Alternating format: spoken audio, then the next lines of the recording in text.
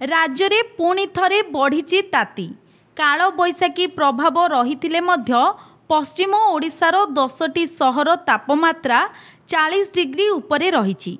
झारसुगुड़े राज्यर सर्वोच्च तापमात्रा 42 degree record होता बेले संबलपुर रे 40.8, हीराकुदे 40.5, तालचेर रे 40.2, भवानीपाटना रे 40.4, बलांगीर, टिटिलागढ़ और बौद्ध रे 41, सोनपुर रे 40.3, नुआपड़ा रे 40 डिग्री तापमात्रा रेकर्ड करा जायछि।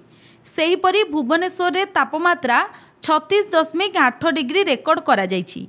आसंता 27 तारिख पर्यंत राज्यर विभिन्न स्थान रे हालुकारु मध्यम धरणर वर्षा लागी रहिबो। उत्तर और दक्षिण ओडिशा रे काल बैशाखी जनित वर्षा परिमाण अधिक रहितबा नेई आंचलिक पाणीपाग विज्ञान केन्द्र पक्षरु पूर्वानुमान करा जायछि। मयूरभंज रे सर्वाधिक 62 मिमी वर्षा होईछि। आसंता 24 घंटा मध्यरे मयूरभंज, केन्दुझर, बालेश्वर, मालकानगिरी, कोरापुट, रायगड़ा, गजपति, गंजाम, नवरंगपुर जिले में बिजुली घड़घड़ी सह पवन वर्षा होई पारे।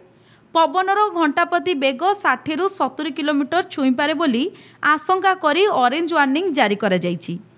21 ରୁ 27 तारिख मध्य दक्षिण ओडिशा रे काल बैशाखी हेबाकु थिबारु येलो वार्निंग जारी होईछि। आसंता 5 दिन मध्य दिनर तापमात्रा कौनसी परिवर्तन हेब नाही बोली पाणीपाग केन्द्र निर्देशिका मनोरमा महांती कहिसंती। Bureau report, public media.